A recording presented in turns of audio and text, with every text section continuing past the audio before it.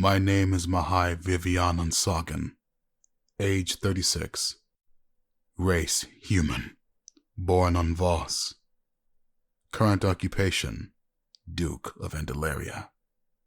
The leadership of the house have given me the project of making an autobiography about myself. Originally, I would just tell them no. Such things are not useful nor pertinent to what I need to be doing at the moment. But considering that I may not be living for that much longer due to these codes, they thought it would be fruitful that I at least get this on paper or recorded. So here we are. A man with an emo haircut recording a video about himself. Lovely. Anyway, let's begin. As I mentioned before, I was born on Voss. Rather weird for a human to be born there. But my clan, the Onsagen, was honored Voss friends. As a result of that, the entire clan was allowed to stay on Voss for a prolonged period of time. History dates us back long before the planet was officially discovered, though. I think it's a load of bullshit. However, it's not my decision nor my place to question it. And quite frankly, it's not like it's important to me anyway. My mother was Mhi Vivi'ann Onsagen. My father was Duke Onsagen. I have 4 siblings, 2 brothers, 2 sisters. As I was growing up, my mother was the current leader of the Onsagen clan. As a result of that, being the children of leaders, we were expected to behave in a very particular manner. Despite the fact we had to keep on the persona, we only really opened ourselves up to one another. As a result of that, we was close growing up. Well, I never really was close with Fotisha, my oldest sister, but I digress. We lived in a relatively rural environment. There was no cities, no huge buildings. If you've ever been on Voss, then you know what I'm talking about. It was like we were a group of traveling vagabonds. But I suppose at the end, it was actually quite enjoyable seeing most, if not all, of the world. Voss is quite a beautiful planet. Each and every one of my siblings, including myself, had a particular talent that we all held. Max was courageous. He often chased after new things and wasn't afraid of getting his hands dirty, cleaned, or into something new. It was exciting for him. Shoji was always known as being the leader, one who made the plans, moved forward, and continued to help his family. Moena was an entertainer. She was a really, really talented dancer. And as a result of that, she was a role model for a lot of the younger children there, namely the girls. I can't imagine there were a lot of guys who were interested in dancing, but again, I digress. Fotisha is basically the one that adhered by all the rules. She was the one that kept the rule manual with her at all times, and made sure everyone was following the rules, else they get a foot up their ass. She was a bit of a bitch because of it, but to each their own. And me? Well, I was the talker. Whenever there was any sort of negotiation or planning that needed to go forward, I was generally the one that was called. Yes, Shoji did have some experience with the matter. He really only knew how to plan during battle. Things like conserving on supplies, moving in a particular direction, pathfinding, or whatever the case may be, was never really his forte. He generally always left that to me. It's not that I couldn't fight. I wasn't comfortable with it when I was young. So as a result of that, I stayed away from combat as much as I could. I still trained with my brothers and sisters, and my mother and father on times.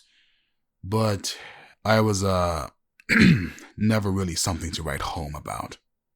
I'm pretty sure at this point, you're probably wondering why is it that I am in the core worlds then, being the Duke of a house of vagabonds, traitors, and deserters. Well, years ago, the elders, members of the clan that created and made Fotisha enforce the rules, began to grow weary of me. For some strange reason, they began to become very hostile towards me, as if I was the plague to them. At first, I merely shoved off their stares and whispers, but as time moved on, that became incredibly challenging. Until one day, they decided to go on the attack, attempting to kill me after I protected a group of passengers that was moving throughout the land.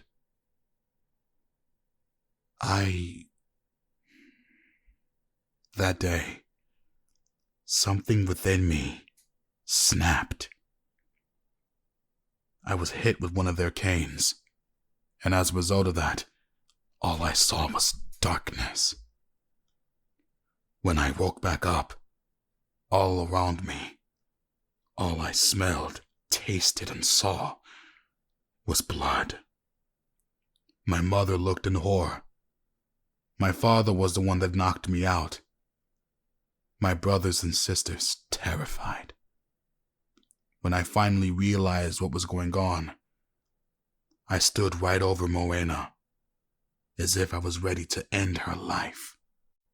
After Duke knocked me out, and I woke back up, I was in some sort of plane. I didn't know the travel routes of the Onsagen, and even if I did, they probably would have attacked me on sight. I was all alone. I cried for hours, wanting to think that the world around me was false, that it was just a nightmare I was having. But I was stuck in reality. No matter what way I looked, the tears that ran down my face, the pain that my mind felt, the things I could have did to change this, the trembling. I couldn't take back the past. I wanted it to be a horrible dream. But everything that I loved was taken away at once. I was alone. And I had to learn how to live. I was not so foolish as I couldn't realize the truth. Voss was no longer my home. I needed to leave and take everything that I had, my dreams for the future, my reality with me forever. I loved that planet.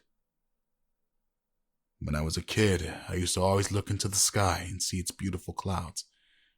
Now that place is the source of my nightmares. I stay away from it as much as possible. Mihiko likes going there, though. I caught a ride with a strange Jedi master that I met, and that I lied to.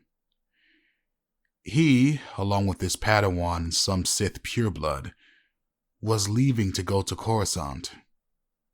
I decided to get off there. I don't remember the names of his companions, but if I'm not mistaken, his name was San Mulagan. Don't know him very well either. I met him a couple times after he took me to Coruscant, but it was nothing really substantial. Just him checking on me. He wanted to take me to the Jedi to have me trained, but even as I was younger, I didn't like the Jedi much, so I steered away from it. I damn sure didn't become a Sith. That would have been worse. The interesting thing is, while the Onsagen took everything from me, they let me keep my lightsaber, which, gonna be honest, helped me out way more than I thought it would. Trust me, you'd be surprised how many cowards would run as soon as I ignite my blade. It wasn't red or blue or any specific color. It was an indigo blue. I guess to them it meant I was a darker Jedi or some shit like that, I don't know. But hey, at times it kept money in my pocket and enabled me to eat, so I can't knock it too much. While I was down there, though, I decided to take from the bandits and give to the poor. I think there was some sort of book hero that did the same thing. I don't know if I was trying to copy from his style or, well, trying to live. It doesn't matter. It was then, after I saved this girl from a group of slavers, that I began to realize what exactly it is that I wanted out of my life. I wanted to help people, and she was the key.